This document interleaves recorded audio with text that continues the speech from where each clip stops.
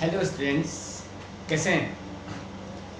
तो आज हमारा आज का टॉपिक है दिस इज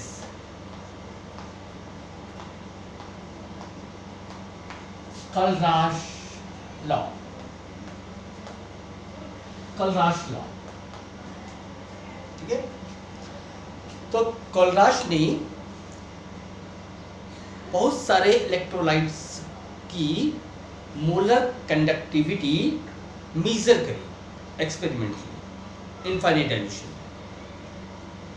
फिर कलराश ने कोई दो आयन अंडर कंसिडरेशन रखे। वो जो दो आयन अंडर कंसिडरेशन रखे गए वो आइडेंटिकली चार्ज थे, यानी या तो वो पॉजिटिवली चार्ज थे या तो वो नेगेटिवली चार्ज थे। फिर उन दो आयंस जो अंडर कंसिडरेशन हैं के अपोजिटली चार्ज आयंस के साथ बने सॉल्ट्स की मोलर कंडक्टिविटीज इनफाइनाइट डाइल्यूशन पे कंपेयर करें। जैसा कि यहां पर मैं Na और K आयंस को, Na+ और K+ आयंस को अंडर कंसिडरेशन रख रहा हूं। तो Na और K के डिफरेंट सॉल्ट्स हैं यहां पर। देखो, KCl, NaCl, KBr, NaBr, KNO3, NaNO3।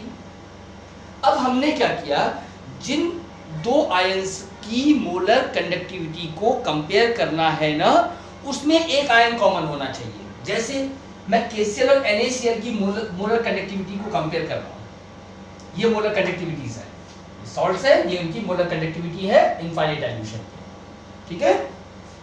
तो इनमें जिनकी हम मोलर कंडक्टिविटी कंपेयर कर रहे हैं उसमें एक आयन कॉमन होना चाहिए। जैसे यहां पर है Cl कॉमन है, यहां पर Br कॉमन है दोनों में, यहां पर KNO3 और NaNO3 NO3 कॉमन है। तो जब उन्होंने कंपेयर करी, उनका डिफरेंस निकाला, तो पाया कि डिफरेंस हमेशा सेम आ रहा है। तो डिफरेंस सेम कब आ सकता है? देखो, KCl की कंडक्टिविटी 149.86 है, NaCl की कंडक्टिविटी 126.45 है, ठीक है। इन दोनों में एक आयन तो कॉमन है Cl, यानी कि दोनों में Cl- की जो कंडक्टिविटी होगी वो तो बराबर ही होगी। यानी ये जो डिफरेंस आया, ये जो डिफरेंस है, ये K+ और Na+ की कंडक्टिविटी का डिफरेंस है। Is it clear? ऐसे ही यहां पर देखो, Br कॉमन है, दोनों में ही है, तो ये जो डिफरेंस आया है 23.41, ये K+ और Na की कंडक्टिविटी का डिफरेंस है। ऐसे ही इस केस में NO3 कॉमन है। समझ में आया? तो इससे कलराश ने एक कंक्लूजन निकाला। कंक्लूजन ये था कि डिफरेंस हमेशा सेम आ रहा है। तो कंक्लूजन ये था कि किसी भी आयन की जो कंडक्टिविटी होती है वो फिक्स है। हर आयन की अपनी एक फिक्स कंडक्टिविटी है, अपनी एक फिक्स कंडक्टिंग पावर है, और ये डिपेंड नहीं करता है क्यों किसके साथ जुड़ा है। देखो, यहाँ K और Na, K+ और Na+ Cl के साथ जुड़े हैं तो भी डिफरेंस नहीं आ रहा है। यहाँ K+ और Na+ Br के साथ जुड़े हैं तो भी डिफरेंस सेम है। यहाँ K+, Na+, NO3- के साथ जुड़े हैं तो भी डिफरेंस सेम है। तो इसका मतलब कंक्लूजन ये था कि each ion have its own fixed conducting power, ठीक है, और it does not depend over the other ion with which it is associated. समझ में आया? यानी अगर हर आयन की अपनी फिक्स कंडक्टिंग पावर है तो हम ऐसा भी कह सकते हैं इसको कि मान लो जो NaCl एक इलेक्ट्रोलाइट है, तो इसकी कंडक्टेंस किसके कारण होगी? Na+ और Cl- की कंडक्ट के कारण होगी। अब Cl- की अपनी फिक्स कंडक्टेंस है, Na+ की अपनी फिक्स कंडक्टेंस है, तो इस NaCl की जो कंडक्टेंस होगी इनफाइनाइट डाइल्यूशन पर, वो उसके द्वारा प्रोड्यूस्ड आयंस की कंडक्टेंसेस के सम के बराबर होगी। क्यों? क्योंकि हर आयन की अपनी फिक्स कंडक्टिंग पावर है। तो ये है कलराश लॉ। तो कलराश लॉ को आप ऐसे भी कह सकते हो कि each ion have its own fixed conducting power and it does not depend over the nature of other ion with which it is associated. और आप ऐसे भी कह सकते हो क्योंकि हर आयन की कंडक्टिंग पावर फिक्स है, तो आप ऐसे भी कह सकते हो कि किसी इलेक्ट्रोलाइट की जो कंडक्टेंस होती है इनफाइनाइट डाइल्यूशन पे, मोलर कंडक्टेंस, वो उसके द्वारा प्रोड्यूस्ड आयंस की कंडक्टेंसेस के सम के बराबर होती है। ठीक है, तो यानी जो कोलराश लॉ है, कोलराश लॉ को आप इस तरह से डिफाइन कर सकते हैं कि eight infinite dilution, infinite dilution इसलिए ताकि जो डिसोसिएशन है वो 100% रहे। तो eight infinite dilution when the dissociation is complete, each ion makes a definite contribution towards molar conductivity of the electrolyte and it does not depend over the nature of the other ion with which it is associated. Is it clear? अब जब हर ion की fix conducting power है, fix conductance है और वो दूसरे ion जिसके साथ तो जुड़ा है उस पे डिपेंड नहीं करता है, तो इसका मतलब कि किसी जो इलेक्ट्रोलाइट है उसकी जो टोटल कंडक्टेंस है इनफाइनाइट डाइल्यूशन पर, वो उसके द्वारा प्रोड्यूस्ड आयंस की मोलर कंडक्टेंसेस के सम के बराबर होगा। तो आप ऐसे भी कह सकते हो इसको, कोलराश लॉ को, और कि the limiting molar conductivity, limiting molar conductivity means conductivity eight infinite dilution. ठीक है, तो the limiting molar conductivity of an electrolyte is equal to the sum of the limiting ionic conductivities of the cations and anions, each multiplied with the number of ions present in one formula unit of the electrolyte.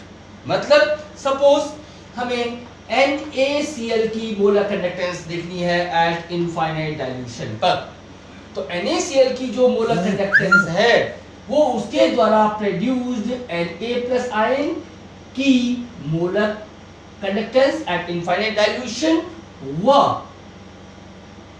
उसके द्वारा produce Cl- की molar conductance at infinite dilution के सम के बराबर होगी। और माना अगर आपका इलेक्ट्रोलाइट है BaCl2, तो यहां पर जो BaCl2 की मोलर कंडक्टेंस है ये उसके द्वारा प्रोड्यूस्ड Ba2+ की molar conductivities eight infinite dilution व Cl- की molar conductivity eight infinite dilution multiply by 2 के सम के बराबर होगी। समझ में आ गया? ठीक है, तो each multiplied with number of ions, यहां पर इसे 2 आयन दिए हैं, 2 Cl, तो हर Cl की अपनी कंडक्टिंग पावर है ना, तो ये 2 Cl दे रहा है इसलिए multiply by 2। Is it clear? तो ये है कोलराश लॉ। तो अब हम देखते हैं एप्लीकेशंस। तो हमारा नेक्स्ट टॉपिक है, it is application of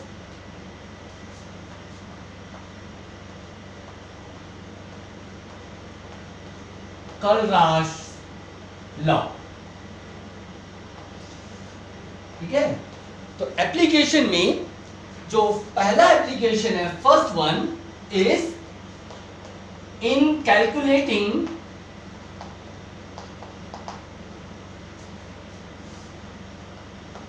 molar conductivity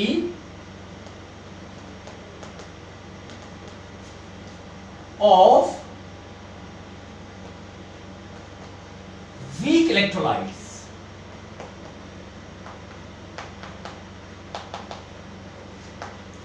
देखिए, कुछ इलेक्ट्रोलाइट इतने वीक होते हैं कि उनकी जो मोलर कंडक्टिविटी है इनफाइनाइट डाइल्यूशन पे वो मेजर नहीं हो सकती है। जैसा कि हमने पहले वाले वीडियो में, वेरिएशन वाले वीडियो में देखा कि जो वीक इलेक्ट्रोलाइट्स के लिए जो ग्राफ आता है ना, वो कभी भी मोलर कंडक्टेंस वाले एक्सिस को इंटरसेप्ट नहीं करता है। ठीक है, तो इसलिए उसके लिए जो मोलर कंडक्टेंस है इनफाइनाइट डाइल्यूशन पे वो मेजर नहीं हो पाती है, उसे कैलकुलेट किया जाता है बाय कोलराश लॉ। तो यहाँ पर यही पढ़ रहे हैं हम कि हाउ टू कैलकुलेट कैसे कैलकुलेट करेंगे मोलर कंडक्टिविटी वीक इलेक्ट्रोलाइट्स की, ठीक है। तो यहां पर कोलराज लॉ की हेल्प से इसको कर सकते हैं। कुछ प्रैक्टिकल एक्सपेरिमेंटल डेटा हमें रिक्वायर्ड होता है, जैसा कि एक एग्जांपल करके देखते हैं। जैसा कि माना हमें मोलर कंडक्टिविटी निकालनी है फॉर इनफाइनाइट डाइल्यूशन पे फॉर CH3COOH की molar conductivity eight infinite dilution हमें कैलकुलेट करना है। तो इट इज ऑब्वियस, क्योंकि जो मोलर कंडक्टेंस होगी CH3COH की, वो होगी मोलर कंडक्टेंस ऑफ CH3CO- और molar conductance of H+ eight infinite dilution के सम के बराबर होगी। तो अगर हम इसको एक्सपेरिमेंटली मेजर नहीं कर पा रहे हैं, तो अगर हमें किसी तरह से इन दो आयंस की मोलर कंडक्टिविटी पता चल जाए इनफाइनाइट डाइल्यूशन पे, तो हम इन दोनों को ऐड कर देंगे। तो that will be the molar conductivity of the CH3COOH eight infinite dilution.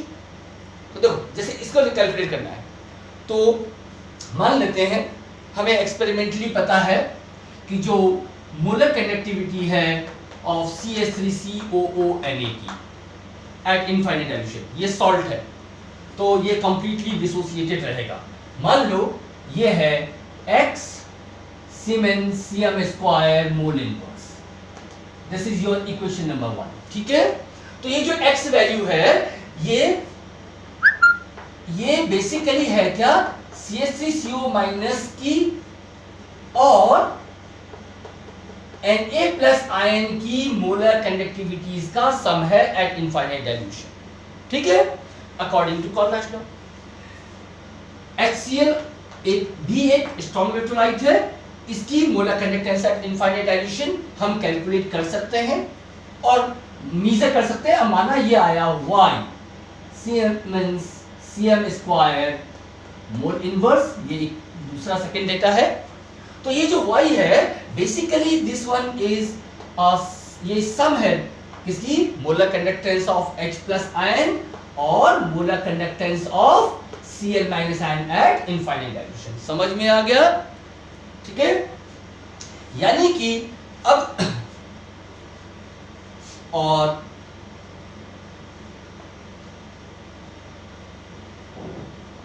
NaCl की मोलर कंडक्टेंस हम एक्सपेरिमेंटली निकाल सकते हैं, ये गिवन डेटा है। तो मान लो ये है Z Siemens Cm² mole inverse, equation 3, ठीक है। तो ये जो Z है ना, ये Na+ आयन की molar conductance at infinite dilution और Cl- आयन की molar conductance at infinite dilution का सम है, ठीक है। अब हमें जो लेना है, हमें ये CH3CO- और प्लस H+ की मोलर कंडक्टेंस चाहिए। तो हम इसके लिए जो हमारी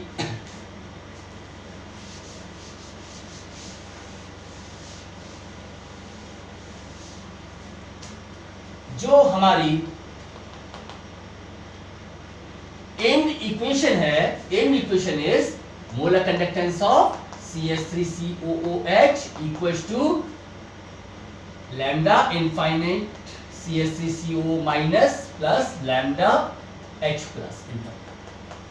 ये हमारी एम्ड इक्वेशन है। तो देखो, हमें यहां CH3CO- और H+ एक साथ चाहिए। CH3CO- इक्वेशन 1 में है, H+ इक्वेशन 2 में है। अगर हम इन दोनों को जोड़ दें, इन दोनों को ऐड कर दें 1 और 2 को, तो ये जो X + Y आएगा Siemens Cm² मोल इनवर्स, ये बेसिकली 4 आयंस की मोलर कंडक्टेंसेस का सम होगा। कौन कौन से, CH3CO- plus H+ plus Na+ plus Cl-। इन चारों आयन की मोलर कंडक्टेंसेस का सम है ना ये X और Y, तो X + Y इन चारों का सम हो गया। समझ में आया। और अब हम इसमें से हमें तो केवल ये दो चाहिए, Na+ की और Cl- की कंडक्टेंसेस का हमें यूज नहीं है, हमें ये दोनों की चाहिए। तो हम क्या करेंगे, इस x + y में से Na, क्योंकि हर आयन की कंडक्टेंस फिक्स होती है ना, तो Na+ की कंडक्टेंस और Cl- की कंडक्टेंस को सब्ट्रैक्ट कर देंगे, और वो हमें डेटा में दिया हुआ है। यानी कि जो आपकी एम्ड इक्वेशन है, तो this aimed equation can be obtained as, तो यानी कि जो लैम्डा CH3COOH है, कैसे करेंगे, तो लैम्डा CH3COONA, इसमें लैम्डा HCl ऐड कर देंगे। अब ये जो सम आएगा will be conductance of 1 2 3 4, 4 ions की होगी, इसमें से सब्ट्रैक्ट कर देंगे मोलर कंडक्टेंस ऑफ NaCl। समझ में आया? यानी कि कैसे मिल गया ये, यानी ये हो गया lambda CH3COOH equal to CH3COOH की कंडक्टेंस xi थी, HCl की कंडक्टेंस y थी, में से NaCl की कंडक्टेंस z सब्ट्रैक्ट कर देंगे। तो ये जो है this much siemens Cm² mole inverse, ये आपका आंसर होगा। तो इस तरह से आप प्रैक्टिकली CH3COH की मोलर कंडक्टेंस आप मेजर नहीं कर सकते, तो उसको कैलकुलेट करने का तरीका है, इस तरह से आप कैलकुलेट कर सकते हैं। इसके अलावा इसकी एक और एप्लीकेशन है, दूसरा एप्लीकेशन जो है इसका वो है इन कैलकुलेटिंग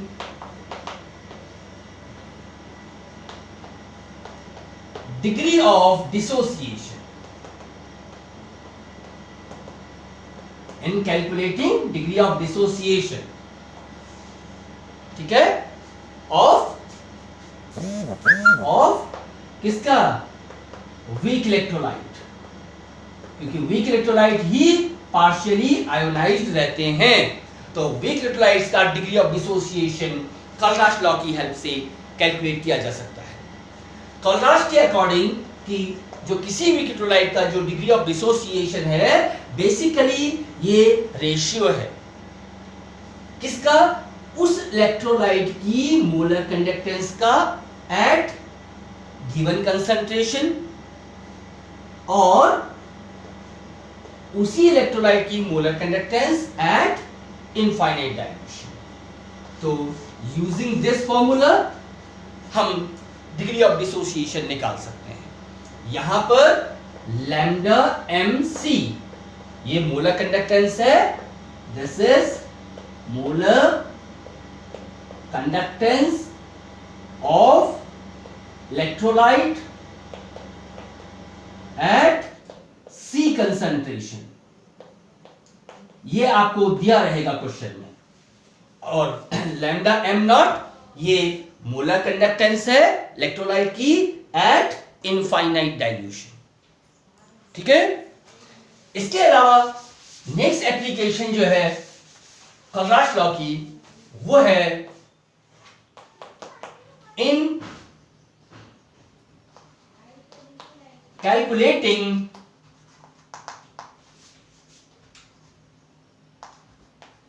डिसोसिएशन कांस्टेंट।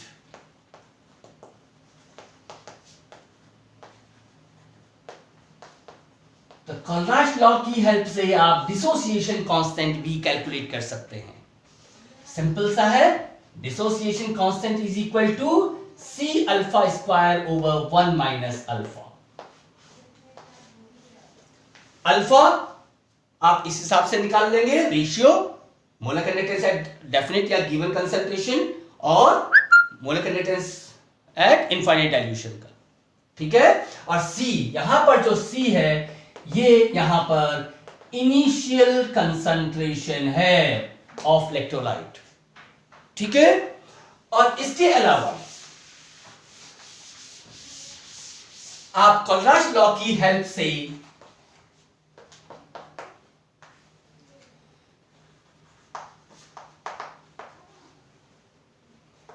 सॉल्युबिलिटी भी कैलकुलेट कर सकते हैं।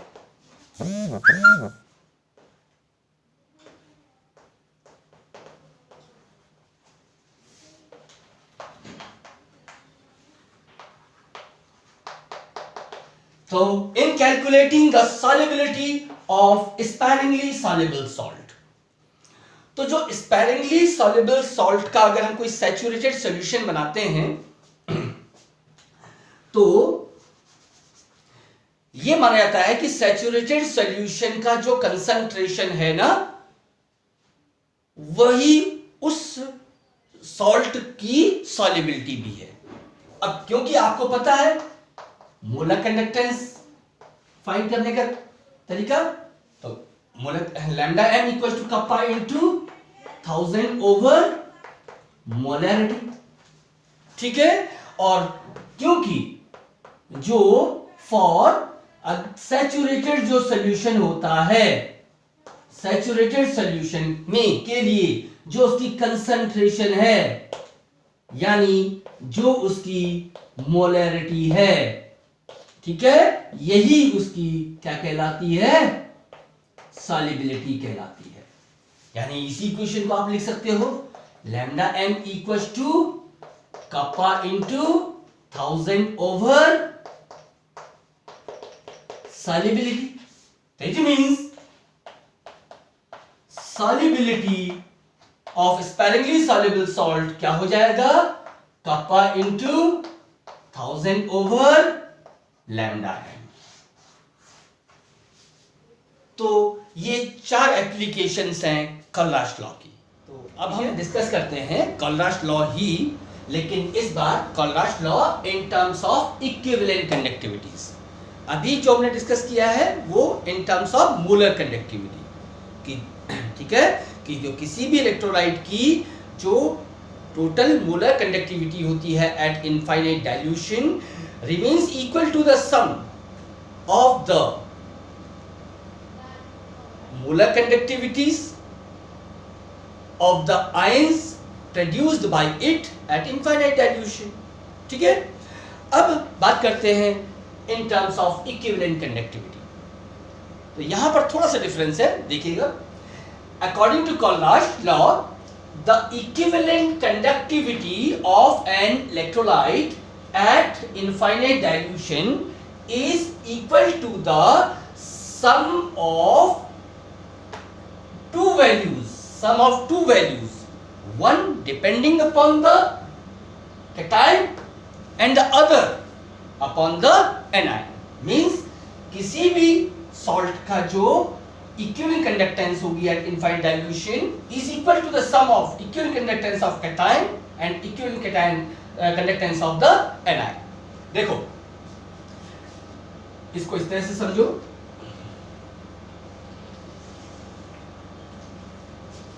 मैं एक side in terms of molar conductance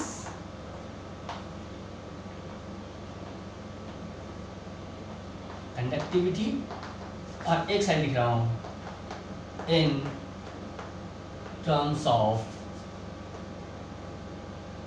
equivalent conductivity, ठीक है। लो suppose equivalent conductivity for NaCl हमें निकालना है, तो equals to equivalent conductivity for Na plus plus equivalent conductivity for Cl minus, ये इक्विवेलेंट, ठीक है। ऐसे ही चलिए यहां मोलर्स में molar conductance for NaCl will be equal to sum of molar conductance of Na plus plus molar conductance of Cl minus, ठीक है। Now the molar conductance for BaCl2 तो कैसे एक्सप्रेस करेंगे, तो sum of molar conductance of Ba2 plus 2 into molar conductance of Cl minus, ठीक है। जबकि equivalent में is the equal to the sum of only two values. It is equivalent for BaCl2 at infinite dilution equals to lambda equivalent for Ba2 plus lambda equivalent for Cl minus. यहां हमने 2 से multiply नहीं किया, समझ में आ रहा है ना। माना आपको निकालना है lambda equivalent of Al2SO4 whole thrice, तो that will be equal to the equivalent conductance of Al3 plus equivalent conductance of SO4 2 minus. हम इसे मल्टीप्लाई नहीं कर रहे हैं 3 से, इसको मल्टीप्लाई नहीं कर रहे हैं 2 से, समझ गए। तो इक्विवेलेंट कंडक्टेंस जो होता है ना, वो सम ऑफ ओनली टू वैल्यूज, समझ में आ गया। एक चीज और डिस्कस करते हैं यहां पर। कई बार आपको मोलर कंडक्टिविटी दी हुई होती है और इक्विवेलेंट कंडक्टिविटी पूछी हुई होती है, तो हालांकि इसकी मैंने डेरिवेशन करवा रखी है, ठीक है, कंडक्टिविटी कंडक्टेंस वाले वीडियो में। फिर भी ध्यान रखना कि जो इक्विवेलेंट कंडक्टेंस होती है इस, और आपको ये मोलर कंडक्टेंस दी हुई है, तो equivalent conductance is relation between equivalent and molar is equivalent conductance equals to molar conductance over valency factor. अगर कंफ्यूजन हो तो आप ऐसे कह सकते हैं टोटल चार्ज ओवर कैटायन, या आप कह लीजिए टोटल चार्ज ओवर एनायन। माना सपोज करो आप हमें एक एलम दिया हुआ है और एलम है it is K2SO4 into Al2SO4 whole thrice dot 24H2, ठीक है, ये है। और इस पर्टिकुलर के लिए हमें मोलर कंडक्टेंस दी हुई है, ठीक है। इसके लिए इक्विवेलेंट कंडक्टेंस निकालनी है, तो इसके लिए क्या हो जाएगा, lambda equivalent at infinite dilution equals to lambda molar upon 8 कैसे देखो, +2 तो 2 के प्लस हो गया और एक Al पे +3 चार्ज है, तो 2 3 जा 6, तो टोटल पॉजिटिव कितना हो गया +8, या एक SO4 पर -2 है, यहां SO4 3 है, तो 3 2 जा 6 -6, तो -6 -2 इक्वल्स टू -8, तो चार्ज, ठीक है, और that will be the equivalent conductivity. समझ में आ गया। कई बार आपको आयंस की मोलर कंडक्टिविटी दी हुई होती है और इलेक्ट्रोलाइट की इक्विवेलेंट कंडक्टिविटी निकालनी होती है, ठीक है। तो उस केस में कैसे करेंगे, देखिए मान लो आपका सॉल्ट है Al2SO4 whole thrice, this is the salt, ठीक है। अब हमको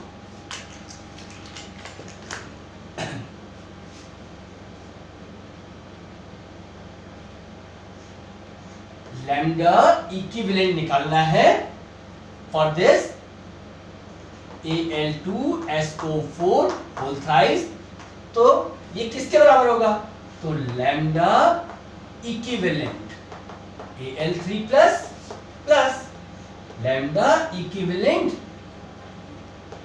इक्विवेलेंट SO4 2 माइनस के सम के बराबर, ओनली 2 आयंस के सम के बराबर होगा, ठीक है, इक्विवेलेंट कंडक्टेंसेस के सम के बराबर होगा एट इनफाइनाइट डाइल्यूशन, ठीक है। अब अगर हमें वहां न्यूमेरिकल में ये इक्विवेलेंट दी हुई हो, मोलर दी हुई हो, यहां पर ये मोलर कंडक्टेंस दी हुई हो Al3+ और ऐसे ही ये मोलर दिया हुआ हो SO4 2 माइनस, और हमें निकालना हो इक्विवेलेंट Al2SO4 होल थ्राइस 3, ठीक है। तो हम क्या करेंगे, यहां पर इस मोलर को इक्विवेलेंट में बदल देंगे। हालांकि आयंस तो दो ही रहेंगे, लेकिन मोलर को इक्विवेलेंट बदलने के लिए क्या करना पड़ेगा, अपॉन वैलेंसी। तो इसमें +3 है ना, तो अपॉन 3, यहां पर -2 है ना, अपॉन 2, इनका सम कर दीजिए, दैट विल डू। समझ में आ गया, क्लियर हो गया ना, ठीक है। जैसे मान लो अब हमें ये लैम्डा इक्विवेलेंट फॉर BaCl2 निकालना है, तो इक्वल्स टू मोलर कंडक्टिविटी दी हुई है, मोलर दिया हुआ है फॉर Ba2+, तो इसको इक्विवेलेंट में बदलने के लिए अपॉन 2 कर दीजिए, क्योंकि दो वैलेंसी है, plus lambda equivalent Cl minus दिया हुआ है, चाहे -1 है, अपॉन -1 यानी अपॉन 1, तो सेम वही हो गया, लेकिन यहाँ पर 2 से मल्टीप्लाई नहीं करेंगे। समझ में आ गया, जब कभी आप इक्विवेलेंट निकालेंगे तो केवल 2 आयंस की कंडक्टिविटी का सम करेंगे। क्लियर हो गया, एक कैटायन और एक एनायन, इज इट क्लियर?